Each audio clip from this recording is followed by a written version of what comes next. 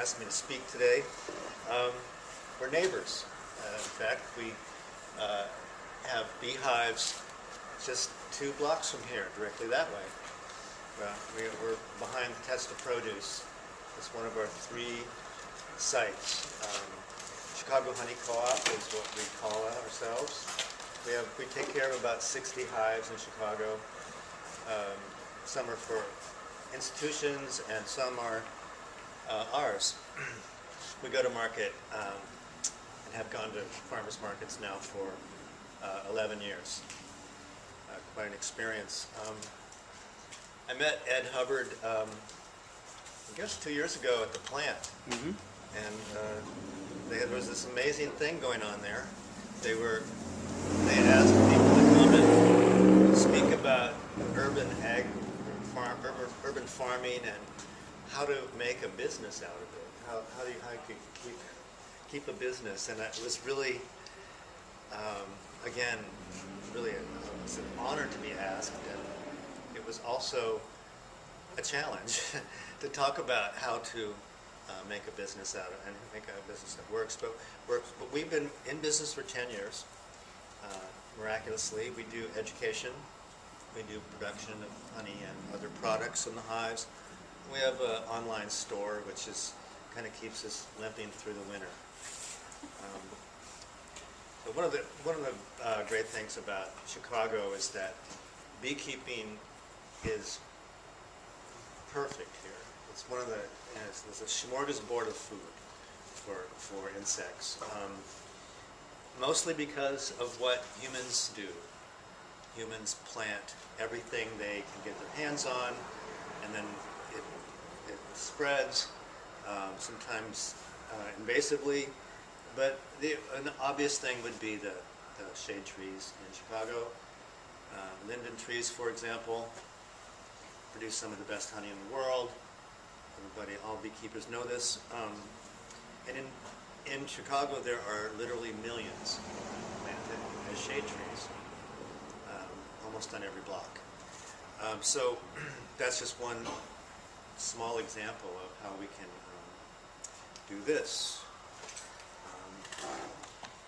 I met Jana Kinsman about, 5 years ago, maybe? Yeah, that's And you took our class, one of our beekeeping classes, and also called me up about what we do, and we're really curious about our work. And now Jana is also a beekeeper citywide and does it by bicycle. So today we have honey from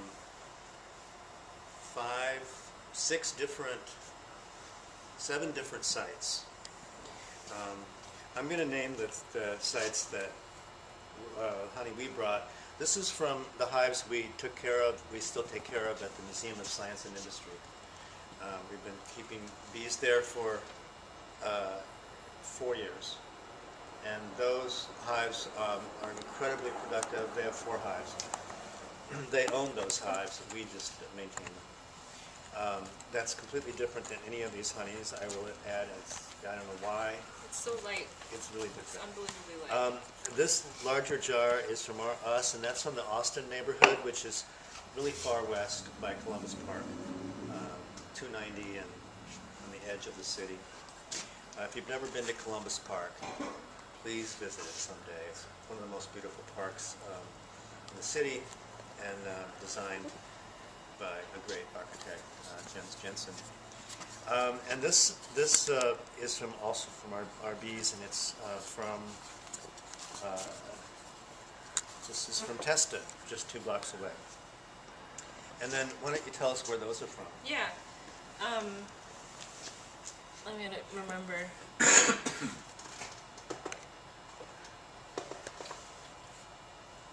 So the first 2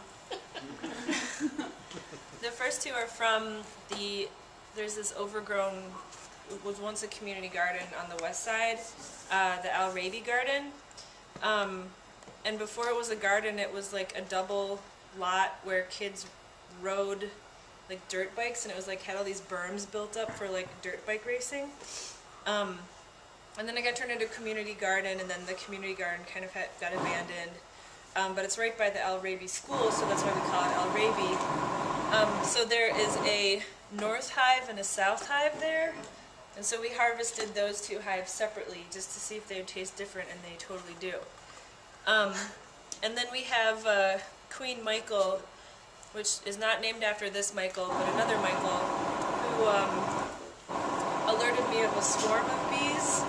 And so I captured that swarm and I put it inside of a hive, and I put it at Madison and Sacramento in Garfield Park, and they made it through the winter, which is really rare for a swarm. So we just named the queen Queen Michael after Michael, who alerted us to the swarm. And then we just really loved her forever because she was this like black queen, and she was really cool, and she made it through the winter. So then the last one we have is from the Fulton Community Garden, which is also at Sacramento, but it's at Sacramento and Fulton. So all of these 4 honeys right here are all from like within a half-mile radius of each other, and they all taste completely different.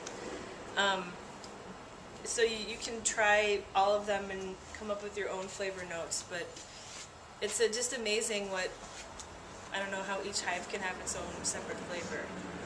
Do you have a theory? Oh yeah, I mean it's weather, it's plants, it's size of the hive probably. Where the first foragers end up going. Yeah, where the first foragers end up going, and yeah, I think about that all the time probably, why things taste the way they do. But the more I taste honey, the more I'm able to like understand kind of Chicago's flavor. If you could see the flavor of Chicago, you see it through honey. Many people suggest that honey, like cheese or wine, it has its own place in the world, and it actually describes that place. Yeah, terroir. And it's I've learned to believe that completely in Chicago.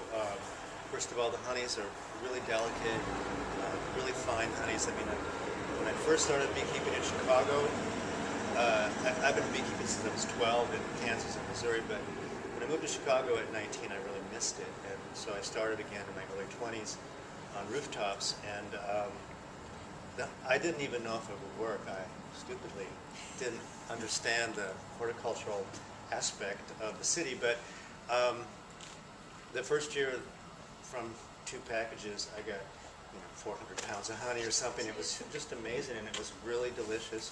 So I decided to enter it to the Illinois State Fair.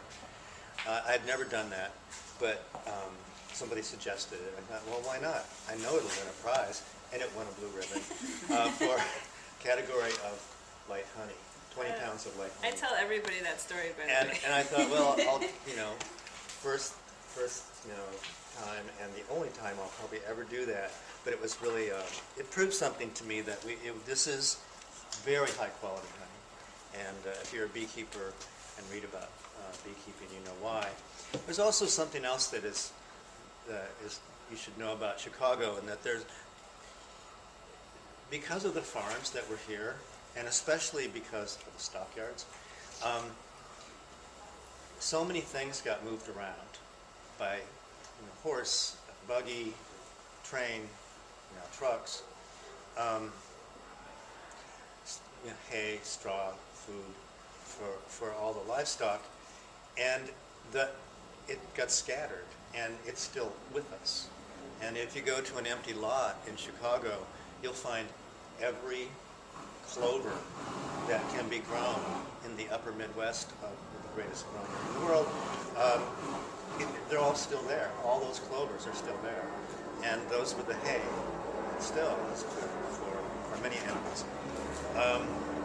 So I consider farm remnants really important to what we're doing.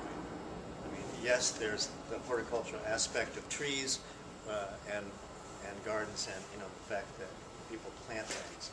But then there's that all these animals that moved through here, including us, and all those signs are still here. And this describes it right here. Yeah. Definitely. I mean, I always, when people ask me about honey, it's like, I always just tell them that like vacant lots are the greatest asset that we have.